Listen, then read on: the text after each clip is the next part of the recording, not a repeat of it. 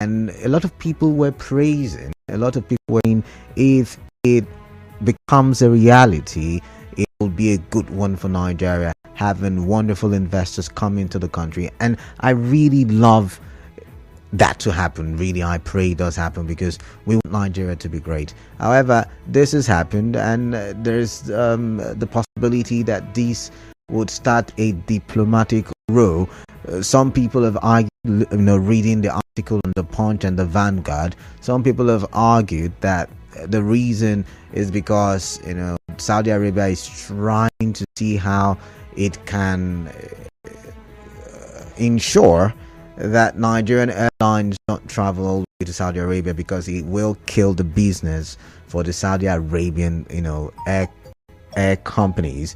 What that means is Air Peace is flying to Saudi Arabia at a very cheaper price, or at a very cheap price, I beg your pardon. And on that note, the Saudi Arabian airlines are feeling it may distort business for them. And so that's the conversation that some people say may be the reason for what has happened. However, I like to look at it from the point of disrespect and the kind of image we portray to the outside world. I'm talking about other countries. Could it also be a factor? I mean, we can blame the government all we like. We can call the government names from now till eternity. But we also have a role to play in how our country is viewed by other countries. And I really do think it's time that we begin to develop, our country, because time will come. I believe, more of this will happen. We've seen this happen in South Africa. We've seen this happen in Ghana. We've seen this happen in China, in Italy. It will spread, because Nigerians are in almost all parts of the world. So I'm saying it's time we begin to develop and bring our people back home, because I think we are the proverbial Canaan land. We are the proverbial promised land, and right now we are in Egypt, we're in the wilderness, and it's time for us to bring our people back home, or else we'll be in captivity for too long. And I'm saying, and asking the question as well, do you think that maybe the way we portray ourselves, especially when we post on social media and we criticize things that are not working in Nigeria, we possibly have made it possible for these other countries to look at us in a very condescending manner, right? So I'd like to get your view on that one, because it's really a sad situation. 177 people were brought back. Should I use the word repatriated, or should I deported? I'm wondering what the right word now will be in this very situation we find ourselves in. But they were returned back to Nigeria. I mean, their papers complete, visas granted, everything went through the normal procedure. It's a slight, I should say. But what are your thoughts on that one? But let's move on. Tinubu inherited a bad economy. This is coming from Ribadu, Ribadu, who is the National Security Advisor. And I was hoping we will never bring back this tradition where we have the proclivity of blaming the previous government, either at the state level or even at the federal level, especially when the previous government is from the opposition. So for 8 years, or almost 8 years, APC government, the Buhari's governments, blamed Jonathan and other presidents from the PDP for the state of the nation. And I remember conversations on radio and various media platforms where, like, if you applied for the job knowing that PDP had crippled the country and the economy, why did you not plan the solution? And now we have one APC government changing to another APC government, and they're still blaming the previous administration, saying that they inherited a bad economy. I do think they inherited a bad economy. I mean, under Buhari, we had two recessions, one as a result of COVID-19, the other as a result of global recession, almost entering the third one due to how the naira was collapsing against the dollar and other foreign currencies. So yes, they did inherit a bad economy. However, one would have expected that, they would have the solutions. I mean, the president on several occasions have told us that it's going to be a bumpy ride. Everybody fasten your economic belt and we will eventually get there, but give us time. So I'm wondering, all of these excuses, is that what we should be hearing? Or is the government supposed to be saying, oh, okay, we have done this, we've done that, and this is how far we've traveled? Because I do not know. When I saw the headline, it really piqued my interest, and I'm wondering if it does pique your interest as well. What do you make of it? We inherited a bad economy, or as a matter of fact, the way the Punch put it, we inherited a bankrupt country. A bankrupt country. That's how the Punch put it. Now, I'm going to read a bit of that article so you get a glimpse of what is in the article. The National Security Advisor, Ribadu, has lamented that the current administration inherited a bankrupt country from the previous administration of former President Muhammadu Buhari. Now, I'm going to quote him as seen on the Punch newspaper. I assure you that the federal government will not rest on its oars in ensuring a robust and viable defense management and security apparatus to address contemporary challenges, even in the face of enormous budgetary constraints. Yes, we're facing budgetary constraints. It is okay for me to tell you, fine. It is important for you to know that we have inherited a very difficult situation, literally a bankrupt country. No more to where we can say that all the money we are getting now, we are paying back what was taken. It is serious, but the administration is doing the best to meet our requirements, particularly the armed forces, and I believe that you leaders will be able to testify to that. Like I said, we want to hear what the government is doing, to get us to the point where we are viable. We're not a bankrupt country. We've got a good economy, because I mean we are bankrupt. There is no money. Keep saying that, and we should fasten our seatbelts. I mean, the first lady is going to get vehicles to the tune of trillions. Is it trillions to billions now? I cannot remember. I think billions, 1.5 billion. My goodness. The legislators are getting vehicles, 160 million naira each, to the tune of billions as well. Oh my, we don't have money. Anyways, like I said, I do think it's time for us to be seen, or if we can see now, because it's a long-term project, then we should begin to hear things that have been put in place. Nigerians are really paying hard, which is also going to be part of our conversation later in the day. So yeah, I'd like to get your thoughts on that. There is a commercial break coming up in a bit. However, there is one last conversation I'd like to bring your way. And ASUU has directed members to join strike. Okay. They say solidarity to one is solidarity. Is how they say it? Solidarity to one. So I'm not a comrade, so I really do not know what the phrase is like. But yeah, they are marching in solidarity, and I'm wondering what your take is on that. That's all I'm going to ask. ASUU is going to strike as well. What's your take on that? I mean, ASUU has been on strike the most in the last 1-2 years. The commercial break coming up. Stay tuned.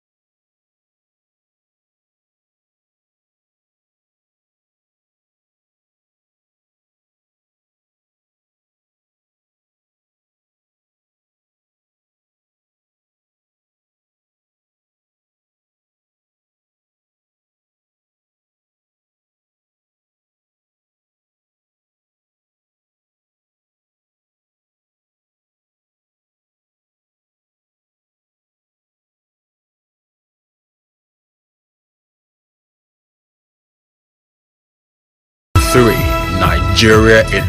All right, someone just sent me a WhatsApp message on the WhatsApp platform and said, injury to one is injury to all. Thank you very much. That's the phrase I was looking for before I went for that commercial break. Welcome. If you're joining right now, you're listening to Hard Facts on 92.3 Nigerian FM, Canada, Ribadu. About 26 minutes gone past the hour, and we're looking at the big stories. And I was just talking about ASUU directing its members, the branches and various parts of the country to also embark on strike. And I said, ASUU has been on strike, the most in the last 1, 2, 3 years. Remember, after the COVID-19, there was this very long strike, and after that, I think they also tried to go on strike again.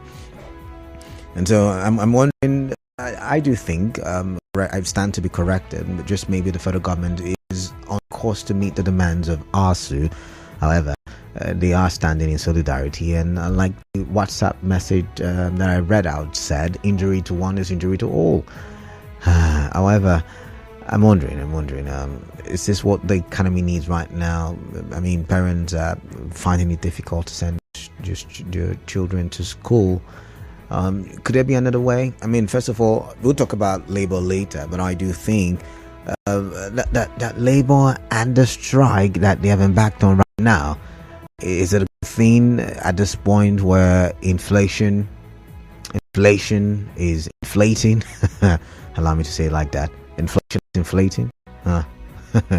Anyways, I'm going to open the phone lines now to get your views. Remember, NLC, embarked on strike today, 12 a.m. 14th November. The strike started. So the wee hours of today, the strike started. So labor has down tools. I'm talking about the medical and health sector. I'm talking about a lot of the sectors. I mean, ASUU is also going to strike. Although I did read a report where TCN is saying no, we will not shut down power across the country. The national grid is running and is running well. All right. Remember, we're live on Facebook, Nigeria Info PH. We are live on YouTube, Nigeria Info PH. We are active on X, Nigeria Info PH. But more importantly, I can take your phone calls. All you have to do is ring the studio, ring 0817 923 0002 and 0817 923 0003. For WhatsApp messages, you can use the WhatsApp number 089 030 6416. What's up? Let's get to hear from you right now. All right, so I'm going to read some messages before I go to the phone lines. This one is from Nicholas Erasmus. Tinubu inherited bad economy, says NSA. This is another way of telling lies to Nigerians. A bankrupt country doesn't borrow for wastage, like they did on First Lady appointment of more ministers and SUV for National Assembly. Nicholas, thank you very much for that one. This one says, good afternoon, Mr. Kalada. Why is Mr. Tinubu complaining about the bankruptcy he inherited from Buhari's government? Was he not the leader of the party during the Bubu's reign? Hypocrisy. However, it's not Tinubu that is complaining, it's the NSA, the security advisor. Let's see. I've got Ida from Inkoro. Ida, welcome on the show. Let's get your thoughts. Yeah, quick, please. Please, nobody should come and complain. Before they come into power, they are more good at bring up this government. Nobody should come and complain. They should work. And not in Nigeria. Our refinery will work. They are waiting till December. They promise they will do East-West road. I know they are working on the East-West road. They should not come and give complaint. The president said that they have money. That they don't want to use for him. All I'm making about voted for him. Right. They should work and remove shit to my eyes. So I will know what I'll tell my neighbor. All right. Thank you very much. God bless you. Thank you very much. Robin from HA, welcome. Robin, what is on your mind, please? Yes, Kalada, good afternoon. Yeah, good afternoon to you.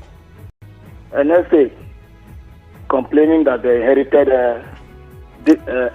bankrupt, a bankrupt country, a bad economy, anyhow you want to look at it. Good and fine. Even Buhari, former President Buhari, said the same thing about Goodluck Jonathan. Okay. But the shocking thing is that I don't know whether you watched clips during the electioneering campaign before the general election that brought in President Tinubu. They were telling us that this man did wonders in Lagos. And I was wondering, Lagos State is just a small microscopic zone of Nigeria. The smallest state in that matter. All right. Now, these people that he has put around him, were they working with him when he was governor of Lagos State? How can you compare with that? The man came in here and saved over 1 trillion naira in 1 month. And got it squandered. They are borrowing money left, right, and center. What is it complaining? All right. What are they complaining? Canada, I'm a card man. Right. These people have conquered me. All right then. The farmer. All right. The farmer. Thank you very much. Ezekiel from Ubumini. Welcome, Ezekiel. Good afternoon, Canada. Yeah, welcome. Let's talk, please. Canada, I don't know if you are aware when Ghana was nationalized in this our country, who introduced what we popularly know as Ghana must go in the early 80s. What's the point? Why is it that Nigeria, as popularly known, we are being put to shame all over the world? Every year, we must hear the protection of Nigerian citizens. Every year, we must hear the protection of Nigerian citizens. What is the problem? And to make sure that people tell us that the fund of Nigeria is empty. How is he wanting us to believe him as a president of this nation after series of campaigns? The truth has been told. Why is it now converting it as lie? All right. Ezekiel, in summary, please. I need to move on to the next caller. Canada, I am disappointed in what is going on in Nigeria in all ramifications. All right. No truth from these politicians.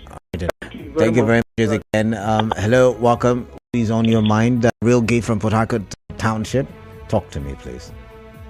Good afternoon to you, Chief K. Okay, welcome. Thank you very much. Chief K, talking about the NSA, the comment of the NSA. Please, don't be offended, no vex. Make I ask you a question first.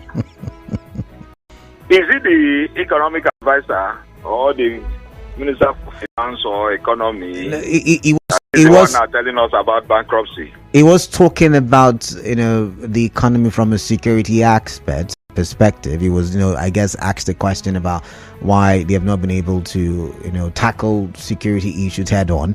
And so he said, see, we inherited a bad economy, a bankrupt country. And so we're doing our best with what we have. We will change the tide, but let's manage with what we have. So something like that.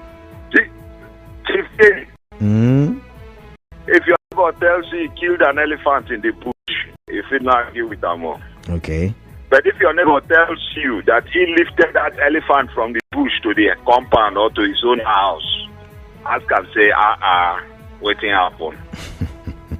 If they inherited a corrupt economy and it's affecting the fight on insecurity, how come it's not affecting their social life? Okay.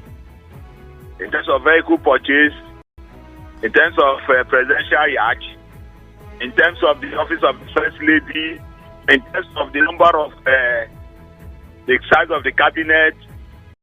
If the economy is bankrupt, you don't bring money pay these people at their point. Okay. As far as I'm concerned, is it when they not the same thing, just like you said from the outset, I thought we have gone beyond this era. And this is the same party that has been in power for this second, I call it the third term, straight up. And yet, they are telling us the same thing they told us when they came into power the first time, about 8 years back. What are we talking about here? Right. For me, I don't agree with him because it's possible that the president might come out tomorrow to tell us they'll be waiting in center. Okay. All right. Thank you, Real Gift. Thank you. I've got Frank from D-Line. Frank, welcome. What is on your mind, please? Good afternoon, basketball. Yes, greetings to you. Let me react to the statement of Ribadu. There's no point of Ribadu complaining whether they inherited or not. Because when APC wanted to become a president, they want to rule this country. They say PDP and Jonathan don't do well. And now they are now the ruling party now. The same thing that the campaign against Jonathan and PDP. They are now saying it's telling Nigeria. They complain. Now, who handed over to Tinubu? Was it not a Buhari, an APC former president? So there's no need of complaining. Just like my brother from Ankara, that said that he voted for him, as they should do well. Voted for him also, so that I can find out my people who I have a conversation with them almost every day. Okay. That, and the person I voted for has done well. So let them do whatever I can talk in the public. All right. So there's no need of complaining. Let them do. Let people feel the dividend of democracy and that Tinubu government. This is my comment. Thank you and God bless you. All right, thank you very much, Frank. On Facebook, I've got Icha Ifeanyichukwu Oku. He says good afternoon and says keep up the good work. Thank you. Boykanke Udwaka says ASUU direct members to join strike. The only thing our university can produce is strike and unemployable graduates. Saudi Arabia turns back Air Peace flight, revokes visa. I'm sure we have gone to do anyhow in Saudi. He said, I'm sure we've gone to do anyhow in Saudi. All right. Newton Ikura says Saudi Arabia turns back Air Peace flight, revokes visa of 177 Nigerians. A very welcome development. If you don't clean up your house, strangers will help you do it and expose the skeletons in your cupboard. And then you said Tinubu inherited a bad economy, Ribadu. What does that even mean? It's like a man saying my wife gave me badly behaved kids. At Tinubu and Buhari not one, Ribadu should be ashamed of himself. ASUU directs members to join strike. What took them so long? What took the NLC so long? And Ipoikanko Dwaka comes back to say Tinubu inherited bad economy. Nigeria don't have any economy since 1999. According to our pastor, our economy is in heaven. Okay, our pastors do say that actually. But let's take some more calls. But let's see this one first. Good afternoon. I heard on your news earlier today the national grid has been shut down due to the ongoing labor strike because there has been no light since morning. Is this really Dafe Port Harcourt? But what I do have before me, as the Punch is currently reporting, that the TCN, the Transmission Company of Nigeria, has denied shutting down the national grid. So the national grid is up and running. Why you don't have power supply could be due to other issues, not to shutting down of the national grid. So they have refused to end the strike, I believe, and that's why they are not shutting down the national grid. Asitolka from Port Harcourt says, please tell Labour that they are labouring in vain. Ajero is just reacting to the alleged beating he got from unknown mobs. Tying it with the FG not keeping to the agreement is a flawed argument for me because it's been like that even before I was born. So Labour should continue collecting their brown envelopes and keep calm. As usual, Nigerians aren't with them at all. Okay? If you say so. I don't want to use derogative language on radio. Please don't. You say, why didn't they arrest all those past leaders? Even the present administration is not doing well. Are they not spending recklessly as well? I've got Zion from GRA. Zion, welcome. What's on your mind? Please tell me. I'd like to know. It's a comment credited to the NSA. Oh, okay. Okay. Honestly, it's pathetic. Oh, okay. The fact is, he did not even know what he has done to this country for that comment. In a normal ground, if educated enough for democracy, such man should be asked to resign. Because that comment alone is treacherous. That comment alone can even deter and scare investors. That comment alone can even make people who are owing Nigerian money not to release it again. That comment alone can even cause a problem among economical communities that are having business with other Nigerians. All right. For instance, Nigerians doing business in Dubai. Are you sure it was not a comment that make Dubai people return Nigerians? It's not Dubai. It's Saudi Arabia. Dubai is Saudi Arabia. UAE. Okay. Two different countries. Are you sure that is not the comment that made them to return Nigerians, mark this word and put it on record. Some Nigerians will start to deport some Nigerians from their countries. Some people say it's the power play, in the aviation industry. They're trying to, according to the ads that we've been listening to here on 92.3 Nigeria Info, EPI's just going to Jeddah, so maybe they want to spoil business. That's what some people are arguing. It will not only be in the aviation industry. It's going to affect all the sectors that Nigerians are related to. That is the world economy. Okay. This is the world politics they play. All right. This politics is not target broad box. Nations have gone beyond that. All right. Their politics is to conquer. Now, you see, based on this conversation now, airports and other our aviation industry has no choice to succumb to their rules and regulations because of this comment made by the NSC. All right, Zion, I've got to go. NSC are just put in a more problem. All right. And I'm calling on President Tinubu to sack this NSC. It's not the NSC we can trust. All right, then. He has put us in problem. I mean, I don't think he intended for that. Sacking may be extreme. Well, thank you, Zion. Wisdom from Asari Toro LGA. Welcome. What's on your mind, please? All right. Response to the new Ribadu. Oh, okay. Hello? Yeah, I can hear you, Wisdom. Yeah, there is a Calabar proverb which says the woman or the wife that cannot push out her baby in the labor room will solemnly blame our mate in the house. Our mate is behind, is perfect. All right. Now, Tinubu government has no justification to say they inherited bad government. The Tinubu is part and parcel of that government.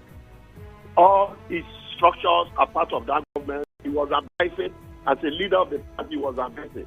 So what Nigeria expects from him, he knew that the Buhari government was fast deteriorating before he took over. And he told Nigerians he has the capacity to fix up the economy. Like insecurity. So let him do that. Let him do the needful. Okay. All right. Thank you very much, Wisdom. Julius from Rumik Bo. Julius, welcome. What is on your mind, please? Talk to me. Kala, good afternoon. Yeah, good afternoon to you. Welcome. Yeah, well done. I appreciate you. All right. Please, 1, 2, 3. Let's do our refinery first.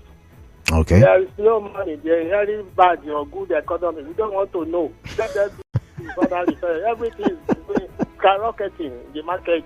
We are not feeling it easy anymore. Okay. Let us do something. Let's push in the effect of all this hardship in Nigeria.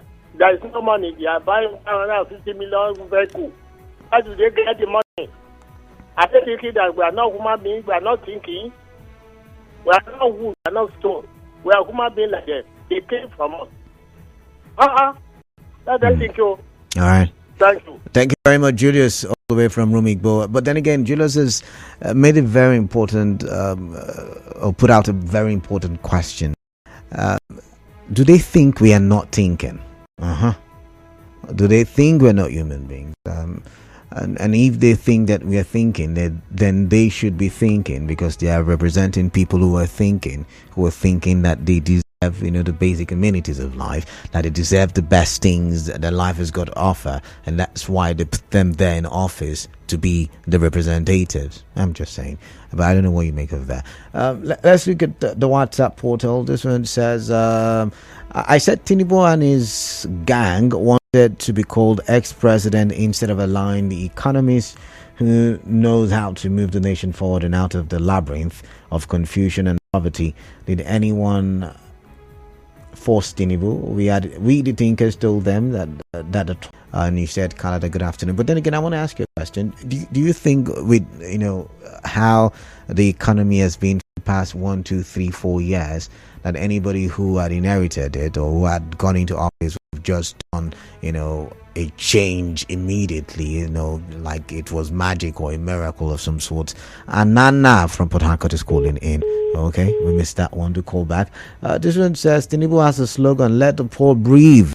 None of them in government has sliced their allowance or allowances, but rather keep milking the poor Nigerians dry to fund their high standard lifestyle. They are the cause of our suffering. QED. Prince with that one. Prince, thank you. This one says, good day, Mr. Canada. This is Matthew Ebube Jonathan from Ikodi and Ghana. I'm not happy with what is happening in this country. Why must Ribadu complain? Nigeria is bankrupt only when it's about the general public. Why not bankrupt when it is about buying SUV cars? Why not in buying presidential yachts? Why is Nigeria bankrupt when it concerns the development of the nation and society? We are here suffering at their expense, but they will not let us be. They should be careful the way they release information to the public and shouldn't make us to rise one day. We are enduring. All right. Anana is back and is calling from Port Harcourt. Welcome. Let's hear your thoughts, please. Thank you, Canada. Okay. Welcome. Please, I don't think our president has a reason to complain because he said this is turn to lead. So I don't know why he should complain now. He said they are going bankrupt. Upon all the money that ex-president Buhari borrowed and the president wants, all the money generated in the country, and he still complains. But I think I don't know why. Anana, I think they should fix our economy. All right, thank you. Repair our refineries and all the bad roads in the country, because there is money in the country. Okay. Thank you. All right. I was going to say to Anana that Nuhu Ribadu did say that yes, they are generating money, but for every money generated, it is used to pay loans. Almost all of it are for loans, servicing of loans that were taken by the previous administration. I mean, that's what he said, not my words. And so he said the economy is in a bad state. It's a bankrupt economy.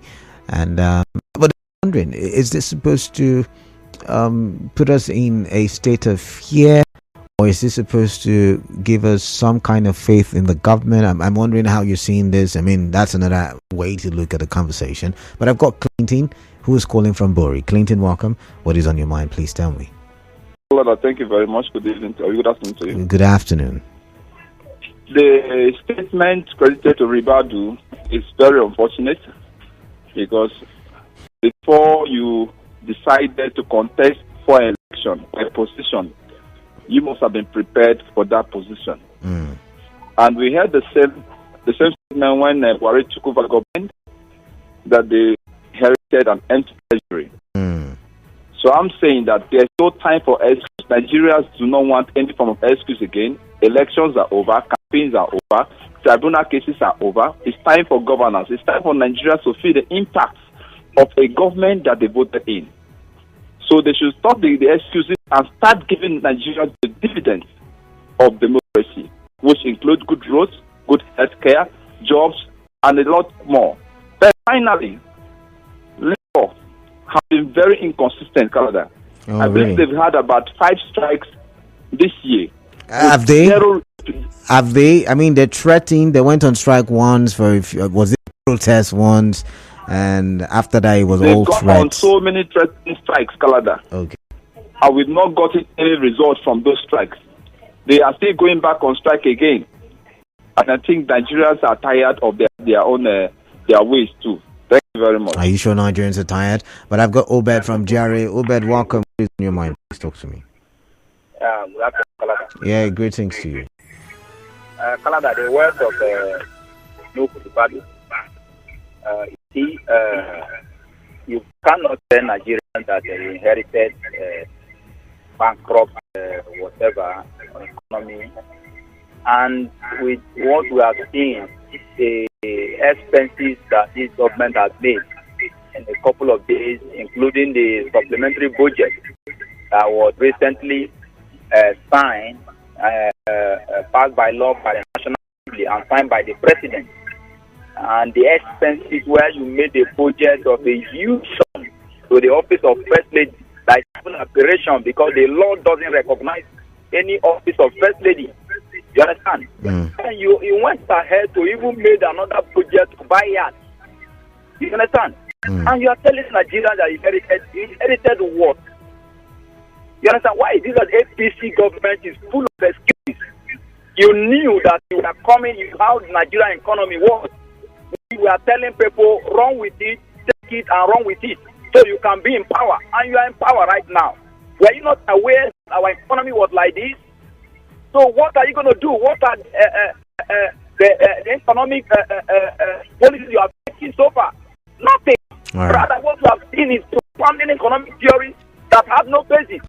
Nigerians is telling you this is what we need so that the economy will start coming back again. You are doing the contrary. You understand? They borrow money and share to buy SUV, and you are telling us story. We don't want to hear story again, honestly. All right. What Nigeria needs is solution, and we need action right now. For me. Right. Let me stop here. Thank you. All right. Thank you very much, Obed. Let's look at some messages before we go for another commercial break. This one says, did the president not know the country was having economic challenges when he said Emilokan? It was his turn. Now it's finally president is using the blame game. Nigerians demand proactive leadership, not blame games and excuses. Wellington Toby from Port Harcourt. But, to his defense, it wasn't really the president who said it. It was someone from his cabinet, the security advisor once again, Ribadu, who was talking about security issues and the challenges they were having in terms of tackling security issues. And then he mentioned, we've got a bankrupt country, an economy that we inherited from the Buhari's administration. All right, so he said it's been worked on, and in time things will be better. But I'm wondering, what do you make of the information, really? This was his high color. What kind of excuse is this? I'm not subscribing to this. That they better do something. I believe you meant to write. Mike, thank you very much for that one. And this one says, yes, of course, if you're in the immediate remember and revolution, as E is trying to answer the question I said, do you think anybody could have done magic with the economy? So they met an empty treasury, but they used 160 to buy V for each of the legislators. They met to buy the treasury, but they didn't go for the military. They called them decisions.